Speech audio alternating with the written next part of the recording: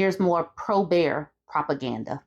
A misogynistic non-bear who allegedly attacked 8 people told cops, "You need to check women sometimes." All right, let's see this story. A deranged non-bear charged with slugging 8 women during a misogynistic crime spree allegedly told cops he targeted the victims because you have to check women sometimes. Daquan Armistead, 31, told police that he preferred not to pick on men, Manhattan prosecutors said Wednesday, as the accused slugger was arraigned on assault charges and held on $20,000 bail. It's different with men, Armstead allegedly told cops. They don't test you like women.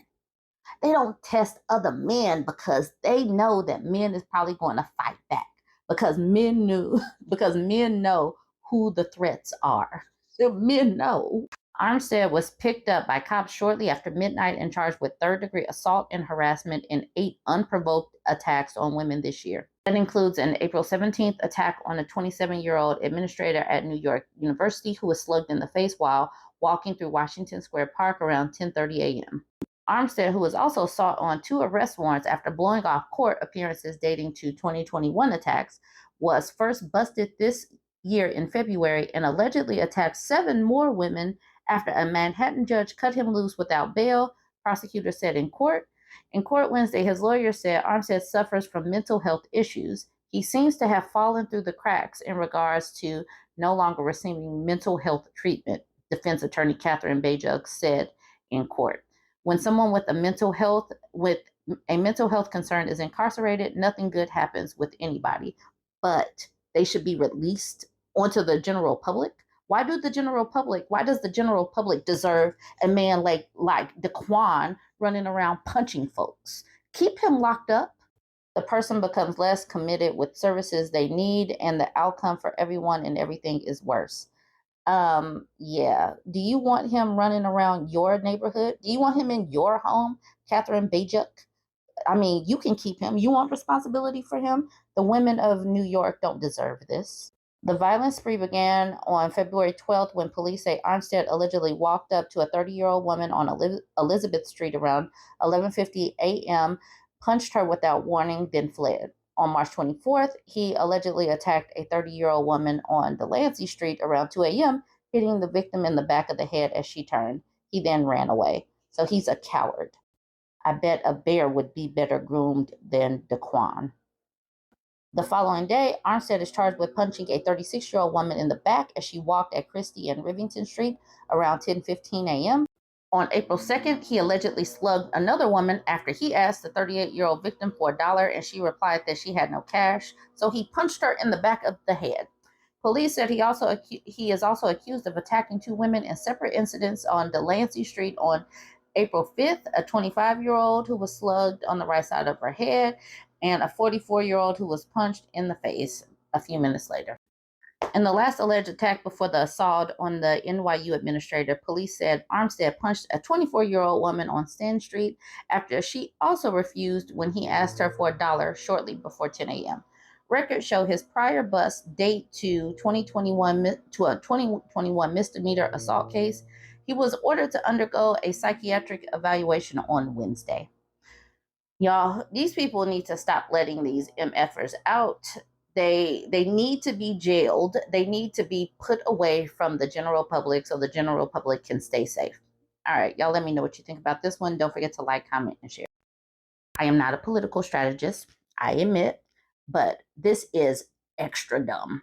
This is extra dumb, and I don't know why any front runner to being a vice president would do this. If you are going to harm a dog in this country that will go to bat for dogs over humans getting pew-pewed in the street, because you know that there is a whole demographic that will go to bat, that will go to war over a dog being pew-pewed in the street versus a person being pew-pewed over a street. Why would you write this in a book? And she even got Republicans upset. Republicans slammed Kristi Noem for unaliving a puppy. Republicans are even coming for her. So this is very interesting. Let's get into this story and see why she's trending. Trump VP contender Kristi Noem writes a book of unaliving a dog and a goat in a new book. She did not have to do this. No one forced her to do. She wrote a book and released it about unaliving a dog in America. What? So let's talk about this Kristi Noem story. Okay, she says Cricket was a wire hair pointer about 14 months old, the South Dakota governor writes in a new book, adding that the dog, a female, had an aggressive personality and needed to be trained to be used for hunting pheasants. What unfolds over the next few pages shows how that effort went very wrong, and remarkably how Cricket was not the only domestic animal Noem chose to unalive one day in hunting season. Noem's book, No Going Back, The Truth on What's Wrong with Politics and How We Move America Forward, will be published in the U.S. next month. The Guardian obtained a copy. Like other aspirants to be Trump's second vice president who have ventured into print, Noem offers readers a mixture of autobiography, policy, prescriptions, and political invective aimed at Democrats and other enemies, all of it raw material for speeches on the campaign stump. She includes her story about the ill-fated Cricket, she says, to illustrate her willingness in politics as well as in South Dakota life to do things that are difficult, messy, and ugly if it simply needs to be done. By taking Cricket on a pheasant hunt with older dogs, Noem says she hoped to calm the young dog down and begin to teach her how to behave. Unfortunately, Cricket ruined the hunt, going out of her mind with excitement, chasing all those birds and having the time of her life because she is a puppy or was a puppy. So Noem tried to use an electronic collar to get her under control. Nothing worked. Then on the way home after a hunt, Noem stopped to talk to a local family. Cricket escaped Noem's truck and attacked the family's chicken, grabbing one chicken at a time, crunching it to death with one bite, then dropping it to attack another. Cricket, the untrainable dog, Noem writes, behaved like a trained assassin. When Noem finally grabbed Cricket, she says the dog whipped around to bite me. Then, as the chicken's owner wept, Noem repeatedly apologized, wrote the shocked family a check for the price they asked, and helped them dispose of the carcasses littering the scene of the crime. Through it all, Noem says Cricket was the picture of pure joy. I hated that dog, Noem writes, adding that Cricket had proved herself untrainable, dangerous to anyone she came in contact with, and less than worthless as a hunting dog. At that moment, Noem says, I realized I had to put her down. Noem, who also represented her state in Congress for 8 years, got her gun and then led Cricket to a gravel pit. It was not a pleasant job, but it had to be done.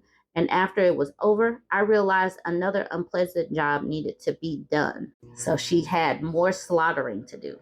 Her family, she writes, also owned a male goat that was nasty and mean because it had not been castrated. Furthermore, the goat smelled disgusting, musky, and rancid, and loved to chase Noem's children, knocking them down and ruining their clothes. Noem decided to unalive the unnamed goat the same way she had just unalived Cricket the dog. And though she dragged him to a gravel pit, the goat jumped up as she shot and therefore survived the wound. Noem says she went back to her truck, retrieved another shell, then she carried it back to the gravel pit and put him down. At that point, Noem writes, she realized a construction crew had watched her unalive both animals. The startled workers swiftly got back to work, she writes, only for a school bus to arrive and drop off Noem's children. Kennedy looked around confused. Noem writes of her daughter, who asked, hey, where's Cricket? On Friday, the reaction to the news of Noem's description of unaliving her dog and her goat includes satire. The Barack Obama advisor turned podcaster Tommy Viator calling the governor Jeffrey Dahmer with veneers, a reference to a famous serial unaliver and a recent scandal over Noem's cosmetic dentistry treatment. But most responses, particularly from dog lovers and people who hunt with dogs, simply express disgust. Rick Wilson of the anti-Trump Lincoln Project called Noem deliberately cruel and rubbish. Ryan Buss, the Democratic candidate for governor of Montana, said, anyone who has ever owned a bird dog knows how disgusting, lazy, and evil this is. Damn. This this was definitely an unforced error. Why would she write this book in an election year or release this book in an election year? I don't know. Who is advising these people? All right. It says, we love animals, she said, but tough decisions like this happen all the time on a farm. Sadly, we just had to put down 3 horses a few weeks ago that had been in our family for 25 years. The governor also said her book contained more real, honest, and politically incorrect stories that'll have the media gasping. Okay. Oh, I'm sorry. Politically incorrect stories. Okay. So, not that she was lying. Okay. I get it. I get it. In the book, however, she sums up her story about Cricket the dog and the unnamed, uncastrated goat with what may prove a contender for the greatest understatement of election year. I guess if I were a better politician, I wouldn't tell that story here. Let me tell you, she should have kept that in a vault somewhere way over there. She should have paid off that construction crew. I don't know, but this was a terrible story. Like, why would she do this? Does she not know where she lives? Does she not know that in America, some demographic of people value dogs over people, especially melanated people? Does she not know what country she lives in? Anyway, just jump in the comments. Let me know what you think about this story. Don't forget to like, comment, and share.